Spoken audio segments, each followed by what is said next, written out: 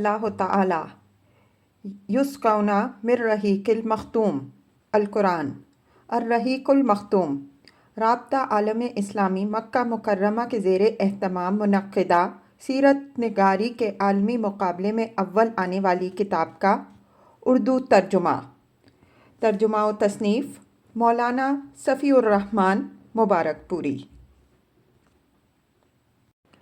اسلامی لشکر کے لیے حالات کی نزاکت۔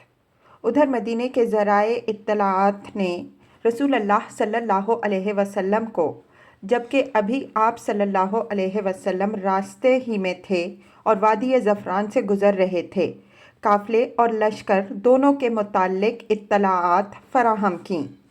آپ صلی اللہ علیہ وسلم نے ان اطلاعات کا گہرائی سے جائزہ لینے کے بعد یقین کر لیا کہ اب ایک خونریز ٹکراؤ کا وقت آ گیا ہے اور ایک ایسا اقدام ناگزیر ہے جو شجاعت و بصالت اور جرأت و جسارت پر مبنی ہو، کیونکہ یہ بات قطعی تھی کہ اگر مکی لشکر کو اس علاقے میں یوں ہی دندناتا ہوا پھرنے دیا جاتا تو اس سے قریش کی فوجی ساکھ کو بڑی قوت پہنچ جاتی اور ان کی سیاسی بالادستی کا دائرہ دور تک پھیل جاتا۔ مسلمانوں کی آواز دب کر کمزور ہو جاتی اور اس کے بعد اسلامی دعوت کو ایک بے روح ڈھانچہ سمجھ کر اس علاقے کا ہر کس و ناکس جو اپنے سینے میں اسلام کے خلاف کینہ و عداوت رکھتا تھا شر پر آمادہ ہو جاتا۔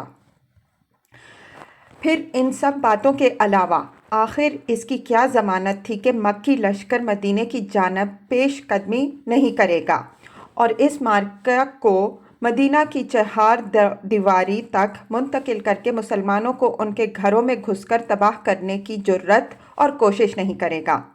جی ہاں، اگر مدنی لشکر کی جانب سے ذرا بھی گریز کیا جاتا تو یہ سب کچھ ممکن تھا، اور اگر ایسا نہ بھی ہوتا تو مسلمانوں کی ہیبت و شہرت پر تو بہرحال اس کا نہایت برا اثر پڑتا۔ مجلس شورا کا اجتماع۔ حالات کی اس اچانک اور پرخطر تبدیلی کے پیش نظر رسول اللہ صلی اللہ علیہ وسلم نے ایک اعلیٰ فوجی مجلس شورا منعقد کی، جس میں درپیش صورتحال کا تذکرہ فرمایا اور کمانڈروں اور عام فوجیوں سے تبادلہ خیالات کیا۔ اس موقع پر ایک گروہ خونریز ٹکراؤ کا نام سن کر کانپ اٹھا اور اس کا دل لرزنے اور دھڑکنے لگا۔ اسی گروہ کے متعلق اللہ تعالیٰ کا ارشاد ہے: کما اخرجک ربک من بیتک بالحق وان فریقا من المؤمنین لکارہون یجادلونک فی الحق بعدما تبین کأنما یساقون الی الموت وہم ینظرون۔ جیسا کہ تجھے تیرے رب نے تیرے گھر سے حق کے ساتھ نکالا اور مومنین کا ایک گروہ ناگوار سمجھ رہا تھا، وہ تجھ سے حق کے بارے میں اس کے واضح ہو چکنے کے بعد جھگڑ رہے تھے، گویا وہ آنکھوں دیکھتے موت کی طرف ہانکے جا رہے ہوں۔ لیکن جہاں تک قائدین لشکر کا تعلق ہے تو حضرت ابو بکر رضی اللہ عنہ اٹھے اور نہایت اچھی بات کہی۔ پھر حضرت عمر بن خطاب رضی اللہ عنہ اٹھے اور انہوں نے بھی نہایت عمدہ بات کہی، اور پھر حضرت مقداد بن عمر رضی اللہ عنہ اٹھے اور عرض پرداز ہوئے: اے اللہ کے رسول صلی اللہ علیہ وسلم، اللہ نے آپ صلی اللہ علیہ وسلم کو جو راہ دکھلائی اس پر رواں دواں رہیے، ہم آپ صلی اللہ علیہ وسلم کے ساتھ ہیں۔ خدا کی قسم ہم آپ صلی اللہ علیہ وسلم سے وہ بات نہیں کہیں گے جو بنو اسرائیل نے موسیٰ علیہ السلام سے کہی تھی کہ فَاذْهَبْ أَنْتَ وَرَبُّكَ فَقَاتِلَا إِنَّا هَاهُنَا قَاعِدُونَ۔ تم اور تمہارا رب جاؤ اور لڑو، ہم یہیں بیٹھے ہیں۔ بلکہ ہم یہ کہیں گے کہ آپ صلی اللہ علیہ وسلم اور آپ صلی اللہ علیہ وسلم کے پروردگار چلیں اور لڑیں، اور ہم بھی آپ صلی اللہ علیہ وسلم کے ساتھ ساتھ لڑیں گے۔ اس ذات کی قسم جس نے آپ صلی اللہ علیہ وسلم کو حق کے ساتھ مبعوث فرمایا ہے، اگر آپ صلی اللہ علیہ وسلم ہم کو برق غماد تک لے چلیں تو ہم راستے والوں سے لڑتے بھڑتے آپ صلی اللہ علیہ وسلم کے ساتھ وہاں بھی چلیں گے۔ रसूल अल्लाह सल्लल्लाहु अलैहि वसल्लम ने उनके हक में कलमा खैर इरशाद फरमाया और दुआ की। ये तीनों कमांडर मुहाजिरीन से थे जिनकी तादाद लश्कर में कम थी। रसूल अल्लाह सल्लल्लाहु अलैहि वसल्लम की ख्वाहिश थी कि अंसार की राय मालूम करें, क्योंकि वही लश्कर में अक्सरियत रखते थे और मार्के का असल बोझ उन्हीं के शानों पर पड़ने वाला था। धराला के बैत अकबा की रूह से उन पर लाजिम ना था कि मदीने से बाहर निकलकर जंग करें। इसलिए आप सल्लल्लाहु अलैहि वसल्लम ने मज़कूरा तीनों हजरात की बातें सुनने के बाद फिर फरमाया, लोगों मुझे मशवरा दो। मकसूद अंसार थे और ये बात अंसार के कमांडर और अलमबरदार हज़रत साद बिन मुआज़ रज़ी अल्लाह अन्हो ने भांप ली। चुनाचे उन्होंने अर्ज़ किया कि बाखुदा ऐसा मालूम होता है कि ए अल्लाह के रसूल सल्लल्लाहु अलैहि वसल्लम, आप सल्लल्लाहु अलैहि वसल्लम का रूह सुखन हमारी तरफ है। आप सल्लल्लाहु अलैहि वसल्लम ने फरमाया, हाँ। उन्होंने कहा, हम तो आप सल्लल्लाहु अलैहि वसल्लम पर ईमान लाए हैं, आप सल्लल्लाहु अलैहि वसल्लम की तस्दीक की है और ये गवाही दी है कि आप सल्लल्लाहु अलैहि वसल्लम जो कुछ लेकर आए हैं सब हक है और उस पर हमने आप सल्लल्लाहु अलैहि वसल्लम को अपनी समा व ताअत का अहदो मीसाक दिया है। लिहाजा ए अल्लाह के रसूल सल्लल्लाहु अलैहि वसल्लम, आप सल्लल्लाहु अलैहि वसल्लम का जो इरादा है उसके लिए पेशकदमी फरमाइए। उस ज़ात की कसम जिसने आप सल्लल्लाहु अलैहि वसल्लम को हक़ के साथ मबूस फरमाया है, अगर आप सल्लल्लाहु अलैहि वसल्लम हमें साथ लेकर इस समंदर में कूदना चाहें तो हम इसमें भी आप सल्लल्लाहु अलैहि वसल्लम के साथ कूद पड़ेंगे, हमारा एक आदमी भी पीछे ना रहेगा। हमें कतन कोई हिचकिचाहट नहीं कि कल आप सल्लल्लाहु अलैहि वसल्लम हमारे साथ दुश्मन से टकरा जाएं। हम जंग में पामर्द और लड़ने में जवां मर्द हैं और मुमकिन है अल्लाह आप सल्लल्लाहु अलैहि वसल्लम को हमारा वो जौहर दिखलाए जिससे आप सल्लल्लाहु अलैहि वसल्लम की आंखें ठंडी हो जाएं। बस आप सल्लल्लाहु अलैहि वसल्लम हमें हमराह ले चलें, अल्लाह बरकत देगा। एक रिवायत में यूँ है कि हज़रत साद बिन मुआज़ रज़ी अल्लाह अन्हो ने रसूल अल्लाह सल्लल्लाहु अलैहि वसल्लम से अर्ज़ किया, गालिबन आप सल्लल्लाहु अलैहि वसल्लम को अंदेशा है कि अंसार अपना ये फ़र्ज़ समझते हैं कि वो आप सल्लल्लाहु अलैहि वसल्लम की मदद महज अपने दियार में करें, इसलिए मैं अंसार की तरफ से बोल रहा हूँ और उनकी तरफ से जवाब दे रहा हूँ। अर्ज़ है कि आप सल्लल्लाहु अलैहि वसल्लम जहाँ चाहें तशरीफ़ ले चलें, जिससे चाहें ताल्लुक़ उस्तवार करें और जिससे चाहें ताल्लुक़ काट लें। हमारे माल में से जो चाहें ले लें और जो चाहें दे दें, और जो आप सल्लल्लाहु अलैहि वसल्लम ले लेंगे वो हमारे नज़दीक इससे ज़्यादा पसंदीदा होगा जिसे आप सल्लल्लाहु अलैहि वसल्लम छोड़ देंगे। और इस मामले में आप सल्लल्लाहु अलैहि वसल्लम का जो भी फ़ैसला होगा हमारा फ़ैसला बहरहाल उसके ताबे होगा। खुदा की कसम, अगर आप सल्लल्लाहु अलैहि वसल्लम पेशकदमी करते हुए बरके ग़िमाद तक जाएंगे तो हम भी आप सल्लल्लाहु अलैहि वसल्लम के साथ साथ चलेंगे, और अगर आप सल्लल्लाहु अलैहि वसल्लम हमें लेकर इस समंदर में कूदना चाहेंगे तो हम इसमें भी कूद जाएंगे। हज़रत साद रज़ी अल्लाह अन्हो की ये बात सुनकर रसूल अल्लाह सल्लल्लाहु अलैहि वसल्लम पर खुशी की लहर दौड़ गई। आप सल्लल्लाहु अलैहि वसल्लम पर निशात तारी हो गई। आप सल्लल्लाहु अलैहि वसल्लम ने फरमाया, चलो और खुशी खुशी चलो। अल्लाह ने मुझसे दो ग्रोहों में से एक का वादा फरमाया है। वल्लाही इस वक्त गोया मैं कौम की कत्ल गाहें देख रहा हूँ। इस्लामी लश्कर का बकिया सफ़र। इसके बाद रसूल अल्लाह सल्लल्लाहु अलैहि वसल्लम ज़फ़रान से आगे बढ़े और चंद पहाड़ी मोड़ से गुज़रकर, जिन्हें असाफिर कहा जाता है, दियत नामी एक आबादी में उतरे और हन्नान नामी पहाड़ नुमा तोदे को दाएं हाथ छोड़ दिया और उसके बाद बदर के करीब नुज़ूल फरमाया। जासूसी का इक़दाम। यहाँ पहुँचकर रसूल अल्लाह सल्लल्लाहु अलैहि वसल्लम ने अपने रफ़ीक़े गार हज़रत अबू बकर रज़ी अल्लाह अन्हो को हमरा लिया और ख़ुद فراہمی اطلاعات کے لیے نکل پڑے۔ ابھی دور ہی سے مکی لشکر کے کیمپ کا جائزہ لے رہے تھے کہ ایک بوڑھا عرب مل گیا۔ رسول اللہ صلی اللہ علیہ وسلم نے اس سے قریش اور محمد صلی اللہ علیہ وسلم اور اصحاب محمد صلی اللہ علیہ وسلم و رضی اللہ عنہم اجمعین کا حال دریافت کیا۔ دونوں لشکروں کے متعلق پوچھنے کا مقصد یہ تھا کہ آپ صلی اللہ علیہ وسلم کی شخصیت پر پردہ پڑا رہے۔ لیکن بڈھے نے کہا، جب تک تم لوگ یہ نہیں بتاؤ گے کہ تمہارا تعلق کس قوم سے ہے، میں کچھ نہیں بتاؤں گا۔ رسول اللہ صلی اللہ علیہ وسلم نے فرمایا، جب تم ہمیں بتا دو گے تو ہم بھی تمہیں بتا دیں گے۔ اس نے کہا، اچھا تو یہ اس کے بدلے ہے؟ آپ صلی اللہ علیہ وسلم نے فرمایا، ہاں۔ اس نے کہا، مجھے معلوم ہوا ہے کہ محمد صلی اللہ علیہ وسلم اور ان کے ساتھی رضی اللہ عنہم اجمعین فلاں روز نکلے ہیں۔ اگر مجھے بتانے والے نے صحیح بتایا تو آج وہ لوگ فلاں جگہ ہوں گے، اور ٹھیک اس جگہ کی نشاندہی کی جہاں اس وقت مدینے کا لشکر تھا۔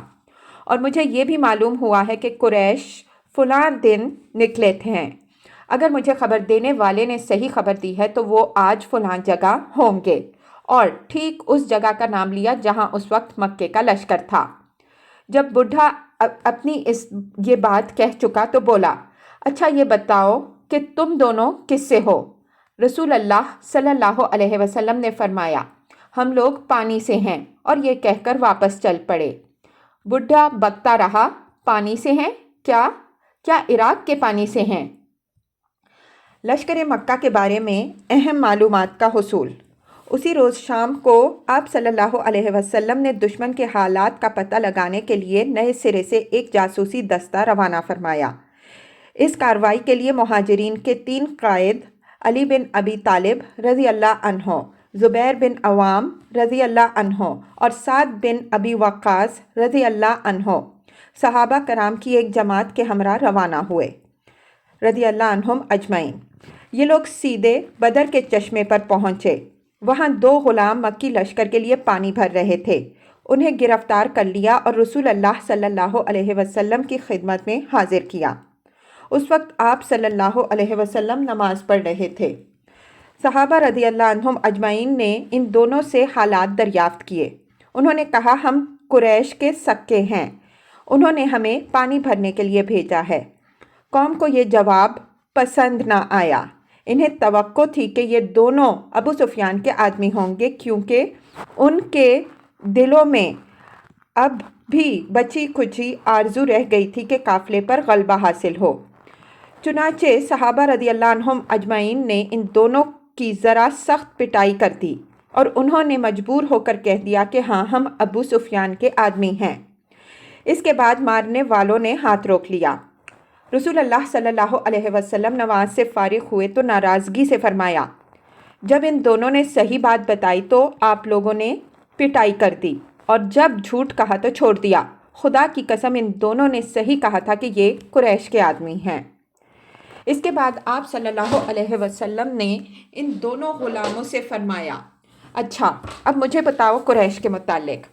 انہوں نے کہا، یہ ٹیلا جو وادی کے آخری دہانے پر دکھائی دے رہا ہے، قریش اسی کے پیچھے ہیں۔ آپ صلی اللہ علیہ وسلم نے دریافت فرمایا، لوگ کتنے ہیں؟ انہوں نے کہا، بہت ہیں۔ آپ صلی اللہ علیہ وسلم نے پوچھا، تعداد کتنی ہے؟ انہوں نے کہا، ہمیں معلوم نہیں۔ آپ صلی اللہ علیہ وسلم نے فرمایا، روزانہ کتنے اونٹ ذبح کرتے ہیں؟ انہوں نے کہا، ایک دن 9 اور ایک دن 10۔ آپ صلی اللہ علیہ وسلم نے فرمایا، تب تو لوگوں کی تعداد 900 اور 1000 کے درمیان ہے۔ پھر آپ صلی اللہ علیہ وسلم نے پوچھا، ان کے اندر معززین قریش میں سے کون کون ہیں؟ انہوں نے کہا، ربیعہ کے دونوں صاحبزادے عتبہ اور شیبہ، اور ابو البختری بن ہشام، حکیم بن حزام، نوفل بن خویلد، حارث بن عامر، طعیمہ بن عدی، نضر بن حارث، زامہ بن اسود، ابو جہل بن ہشام، امیہ بن خلف، اور مزید کچھ لوگوں کے نام گنوائے۔ رسول اللہ صلی اللہ علیہ وسلم نے صحابہ رضی اللہ عنہم اجمعین کی طرف متوجہ ہو کر فرمایا، مکہ نے اپنے جگر کے ٹکڑوں کو تمہارے پاس لا کر ڈال دیا ہے۔ باران رحمت کا نزول۔ اللہ عز و جل نے اسی رات ایک بارش نازل فرمائی جو مشرکین پر موسلا دھار برسی اور ان کی پیش قدمی میں رکاوٹ بن گئی، لیکن مسلمانوں پر پھوار بن کر برسی اور انہیں پاک کر دیا، شیطان کی گندگی بزدلی دور کر دی اور زمین کو ہموار کر دیا۔ اس وجہ سے ریت میں سختی آ گئی اور قدم ٹکنے کے لائق ہو گئے، قیام خوشگوار ہو گیا اور دل مضبوط ہو گئے۔ اہم فوجی مراکز کی طرف اسلامی لشکر کی سبقت۔ اس کے بعد رسول اللہ صلی اللہ علیہ وسلم نے اپنے لشکر کو حرکت دی تاکہ مشرکین سے پہلے بدر کے چشمے پر پہنچ جائیں اور اس پر مشرکین کو مسلط نہ ہونے دیں۔ چنانچہ عشاء کے وقت آپ صلی اللہ علیہ وسلم نے بدر کے قریب ترین چشمے پر نزول فرمایا۔ اس موقع پر حضرت حباب بن منذر رضی اللہ عنہ نے ایک ماہر فوجی کی حیثیت سے دریافت کیا کہ یا رسول اللہ صلی اللہ علیہ وسلم، کیا اس مقام پر آپ صلی اللہ علیہ وسلم اللہ کے حکم سے نازل ہوئے ہیں کہ ہمارے لیے اس سے آگے پیچھے ہٹنے کی گنجائش نہیں، یا آپ صلی اللہ علیہ وسلم نے اسے محض ایک جنگی حکمت عملی کے طور پر اختیار فرمایا ہے؟ آپ صلی اللہ علیہ وسلم نے فرمایا، یہ محض جنگی حکمت عملی کے طور پر ہے۔ انہوں نے کہا، یہ مناسب جگہ نہیں ہے، آپ صلی اللہ علیہ وسلم آگے تشریف لے چلیں اور قریش کے سب سے قریب جو چشمہ ہو اس پر پڑاؤ ڈالیں، پھر ہم بقیہ چشمے پاٹ دیں گے اور اپنے چشمے پر حوض بنا کر پانی بھر لیں گے۔ اس کے بعد ہم قریش سے جنگ کریں گے تو ہم پانی پیتے رہیں گے اور انہیں پانی نہ ملے گا۔ رسول اللہ صلی اللہ علیہ وسلم نے فرمایا، تم نے بہت ٹھیک مشورہ دیا۔ اس کے بعد آپ صلی اللہ علیہ وسلم لشکر سمیت اٹھے اور کوئی آدھی رات گئے دشمن کے سب سے قریب ترین چشمے پر پہنچ کر پڑاؤ ڈال دیا۔ پھر صحابہ کرام رضی اللہ عنہم اجمعین نے حوض بنایا اور باقی تمام چشموں کو بند کر دیا۔ مرکز قیادت۔ صحابہ کرام رضی اللہ عنہم اجمعین چشمے پر پڑاؤ ڈال چکے تو حضرت سعد بن معاذ رضی اللہ عنہ نے یہ تجویز پیش کی کہ کیوں نہ مسلمان آپ صلی اللہ علیہ وسلم کے لیے ایک مرکز قیادت تعمیر کریں تاکہ خدا نخواستہ فتح کے بجائے شکست سے دوچار ہونا پڑ جائے یا کسی اور ہنگامی حالت سے سابقہ پیش آ جائے تو اس کے لیے ہم پہلے ہی سے مستعد رہیں۔ چنانچہ انہوں نے عرض کیا، اے اللہ کے نبی صلی اللہ علیہ وسلم، کیوں نہ ہم آپ صلی اللہ علیہ وسلم کے لیے ایک چھپر تعمیر کر دیں جس میں آپ صلی اللہ علیہ وسلم تشریف رکھیں اور ہم آپ صلی اللہ علیہ وسلم کے پاس آپ صلی اللہ علیہ وسلم کی سواریاں بھی مہیا رکھیں گے۔ اس کے بعد اپنے دشمن سے ٹکر لیں گے۔ اگر اللہ نے ہمیں عزت بخشی اور دشمن پر غلبہ عطا فرمایا تو یہ وہ چیز ہوگی جو ہمیں پسند ہے، اور اگر دوسری صورت پیش آ گئی تو آپ صلی اللہ علیہ وسلم سوار ہو کر ہماری قوم کے اور ان لوگوں کے پاس جا رہیں گے جو پیچھے رہ گئے ہیں۔ در حقیقت آپ صلی اللہ علیہ وسلم کے پیچھے اے اللہ کے نبی صلی اللہ علیہ وسلم ایسے لوگ رہ گئے ہیں کہ ہم آپ صلی اللہ علیہ وسلم کی محبت میں ان سے بڑھ کر نہیں۔ اگر انہیں یہ اندازہ ہوتا کہ آپ صلی اللہ علیہ وسلم سے جنگ سے دوچار ہوں گے تو وہ ہرگز پیچھے نہ رہتے۔ اللہ ان کے ذریعے آپ صلی اللہ علیہ وسلم کی حفاظت فرمائے گا۔ وہ آپ صلی اللہ علیہ وسلم کے خیر خواہ ہوں گے اور آپ صلی اللہ علیہ وسلم کے ہمراہ جہاد کریں گے۔ اس پر رسول اللہ صلی اللہ علیہ وسلم نے ان کی تعریف فرمائی اور ان کے لیے دعائے خیر کی، اور مسلمانوں نے میدان جنگ کے شمال مشرق میں ایک اونچے ٹیلے پر چھپر بنایا جہاں سے پورا میدان جنگ دکھائی پڑتا تھا، اور پھر آپ صلی اللہ علیہ وسلم کے اس مرکز قیادت کی نگرانی کے لیے حضرت سعد بن معاذ رضی اللہ عنہ کی کمان میں انصاری نوجوانوں کا ایک دستہ منتخب کر دیا گیا۔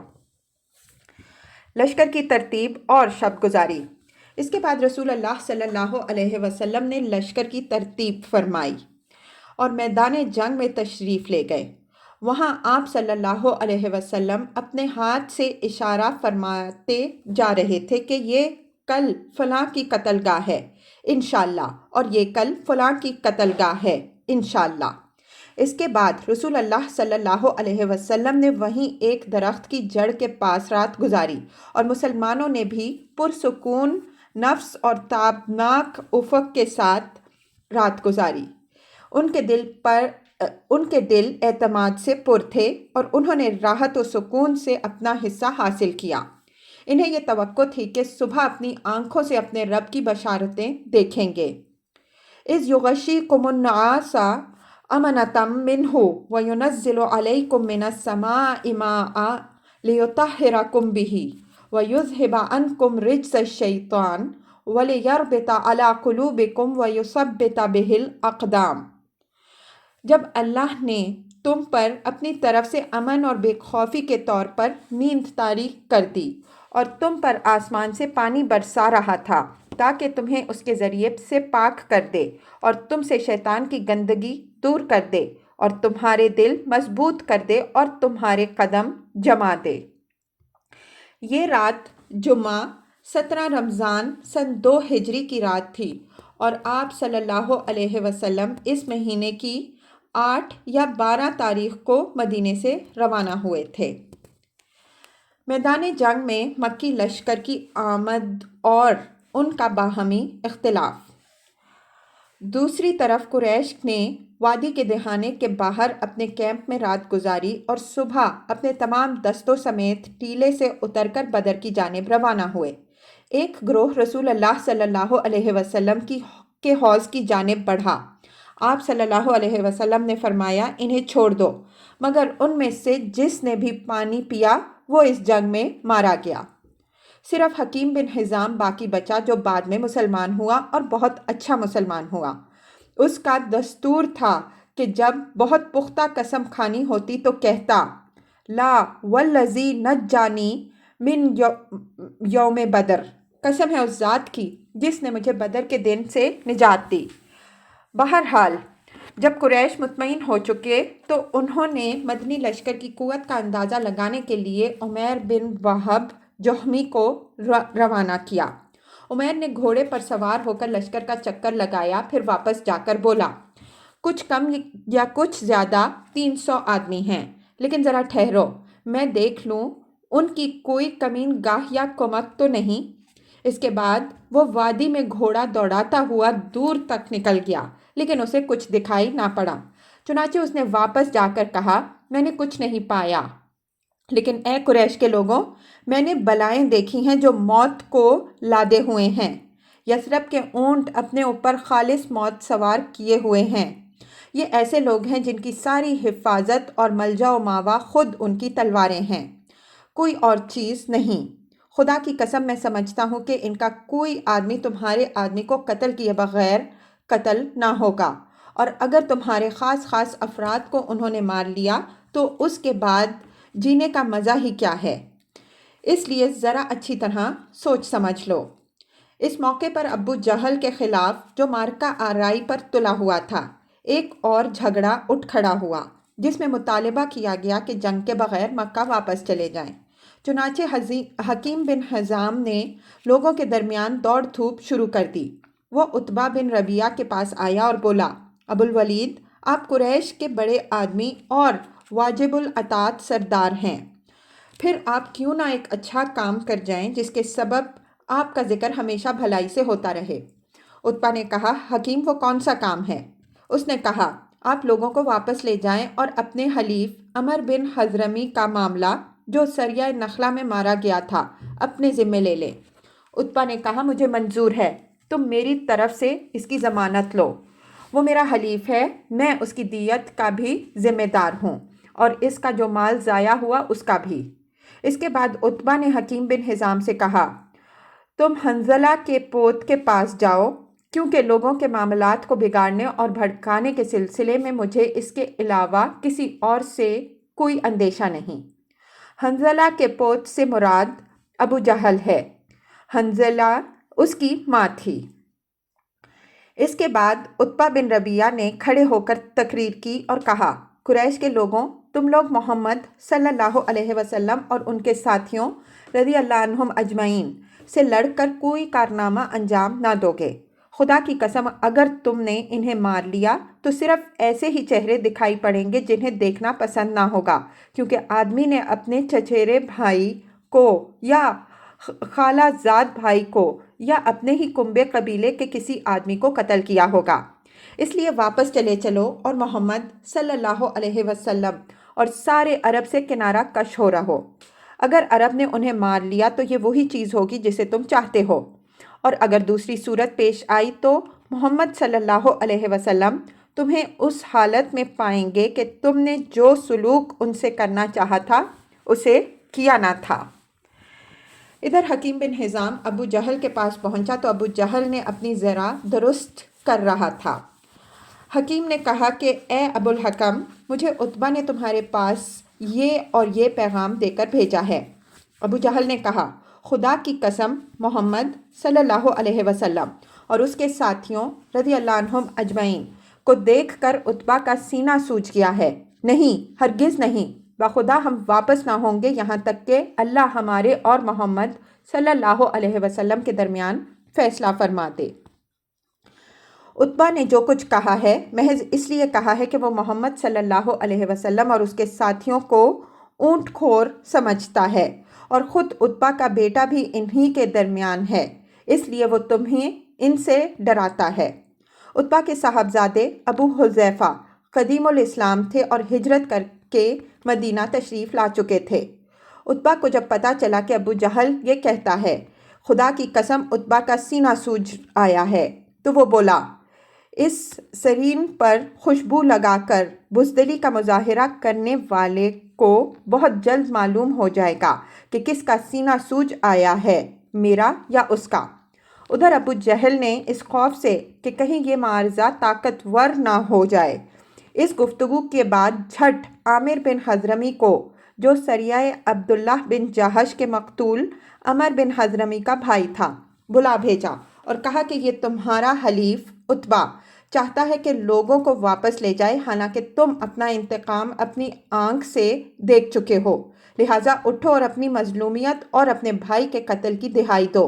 اس پر عامر اٹھا اور سرین سے کپڑا اٹھا کر چیخا،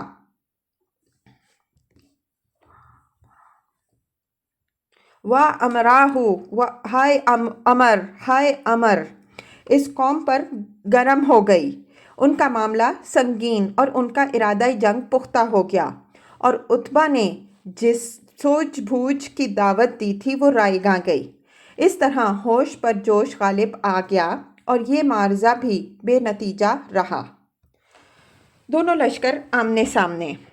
بہرحال جب مشرکین کا لشکر نمودار ہوا اور دونوں فوجیں ایک دوسرے کو دکھائی دینے لگیں تو رسول اللہ صلی اللہ علیہ وسلم نے فرمایا، اے اللہ، یہ قریش ہیں جو اپنے پورے غرور و تکبر کے ساتھ تیری مخالفت کرتے ہوئے اور تیرے رسول صلی اللہ علیہ وسلم کو جھٹلاتے ہوئے آ گئے ہیں۔ اے اللہ، تیری مدد جس کا تو نے وعدہ کیا ہے، اے اللہ آج انہیں اینٹ کر رکھ دے۔ نیز رسول اللہ صلی اللہ علیہ وسلم نے عتبہ بن ربیعہ کو اس کے ایک سرخ اونٹ پر دیکھا تو فرمایا، اگر قوم میں سے کسی کے پاس خیر ہے تو سرخ اونٹ والے کے پاس ہے، اگر لوگوں نے اس کی بات مان لی تو صحیح راہ پائیں گے۔ اس موقع پر رسول اللہ صلی اللہ علیہ وسلم نے مسلمانوں کی صفیں درست فرمائیں۔ صف کی درستگی کے دوران ایک عجیب واقعہ پیش آیا۔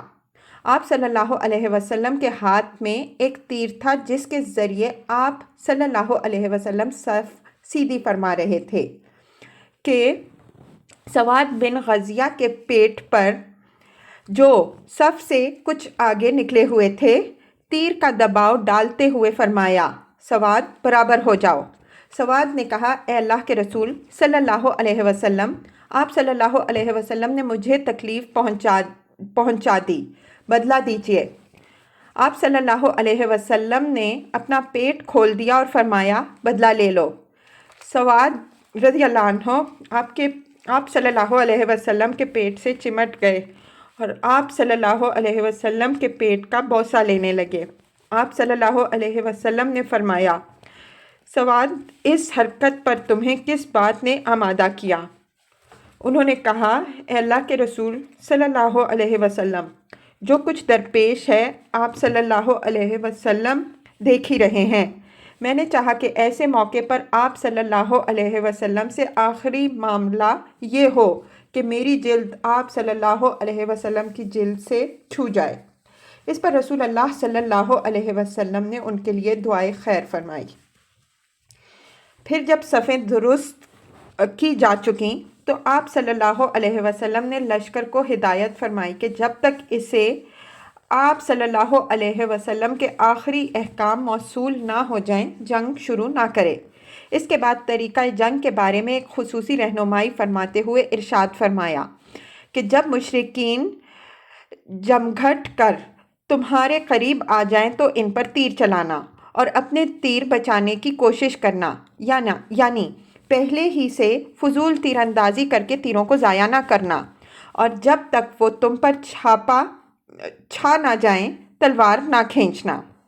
اس کے بعد خاص آپ صلی اللہ علیہ وسلم اور ابو بکر رضی اللہ عنہ چھپر کی طرف واپس گئے اور حضرت سعد بن معاذ رضی اللہ عنہ اپنا نگران دستہ لے کر اس کے دروازے پر تعینات ہو گئے۔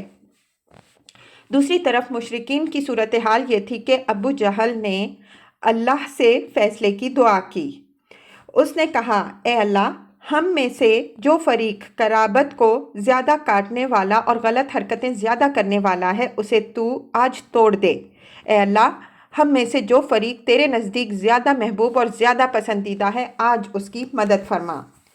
بعد میں اسی بات کی طرف اشارہ کرتے ہوئے اللہ تعالیٰ نے یہ آیت نازل فرمائی، ان تستفتحوا فقد جاءکم الفتح وان تنتہوا فہو خیر لکم وان تعودوا نعد ولن تغنی عنکم فئتکم شیئا ولو کثرت وان اللہ مع المؤمنین۔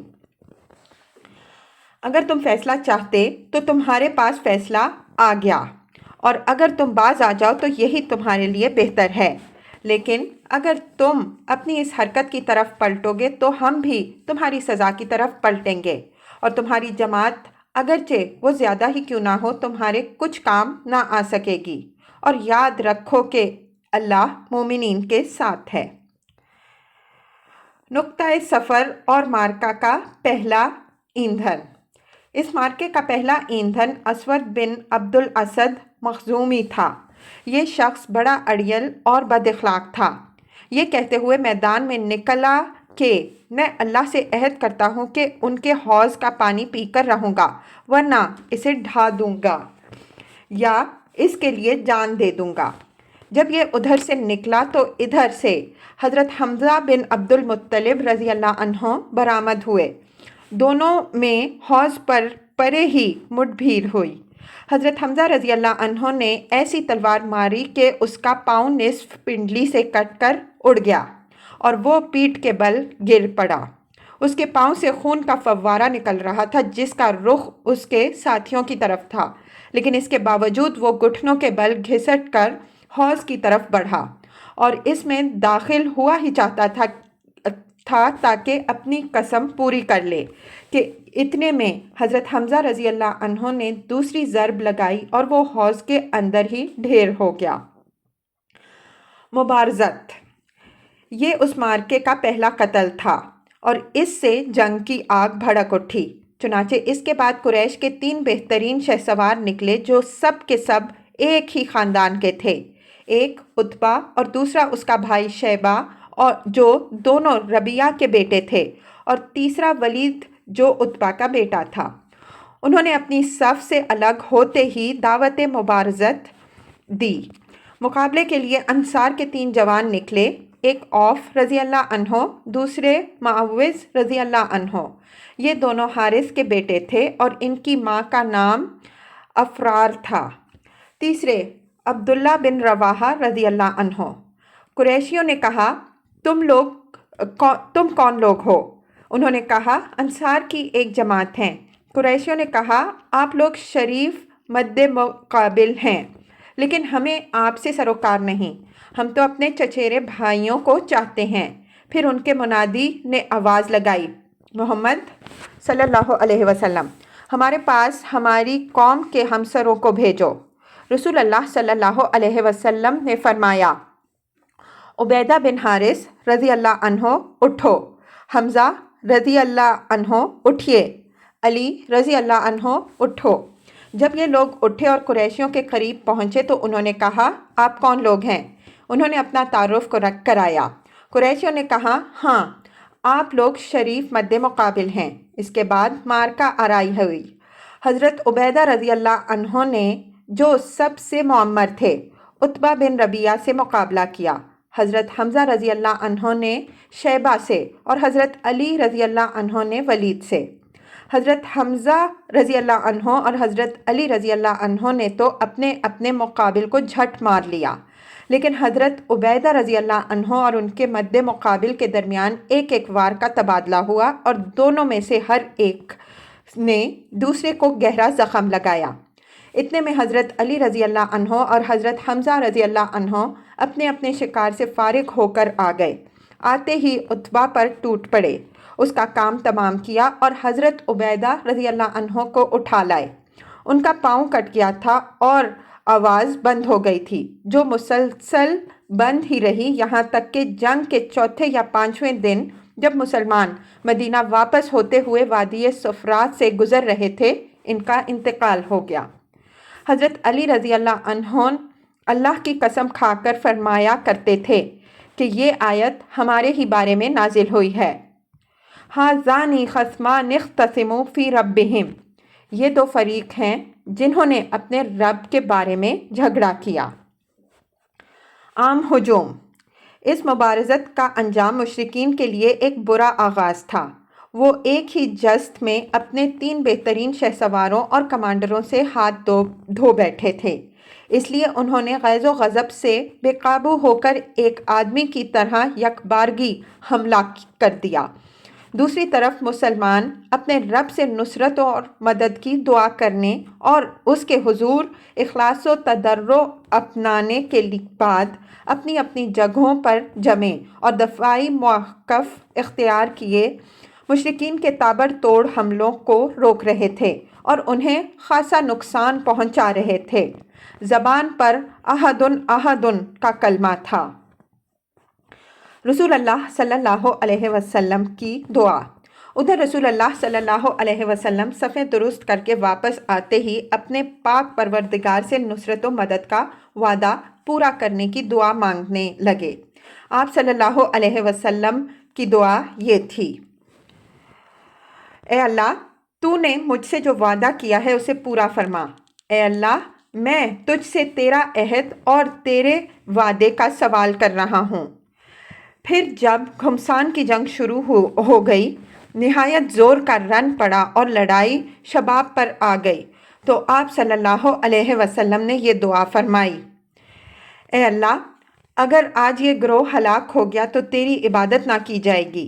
ए अल्लाह, अगर तू चाहे तो आज के बाद तेरी इबादत कभी ना की जाए। आप सल्लल्लाहु अलैहि वसल्लम ने खूब तदर्रो के साथ दुआ की, यहाँ तक कि दोनों कंधों से चादर गिर गई।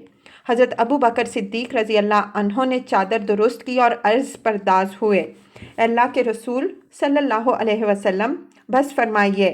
आप सल्लल्लाहु अलैहि वसल्लम ने अपने रब से बड़े इल्हा के साथ दुआ फरमा ली। उधर अल्लाह ने फरिश्तों को वही की के अन्नी माअकुम फसब्बितुल्लज़ीना आमनू सउल्क़ी फ़ी क़ुलूबिल्लज़ीना कफ़रुर रुअबा, मैं तुम्हारे साथ हूँ, तुम अहले ईमान के कदम जमाओ, मैं काफिरों के दिल में रोब डाल देता हूँ।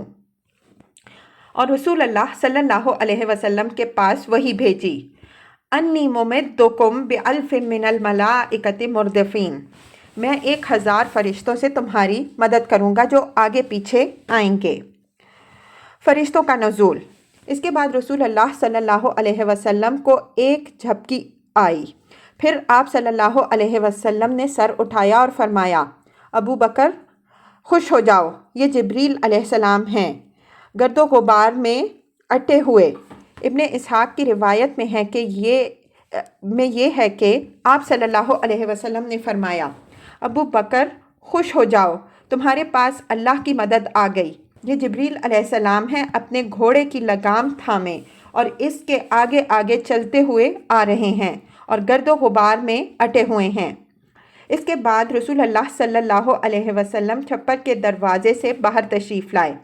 آپ صلی اللہ علیہ وسلم نے ذرا پہن رکھی تھی۔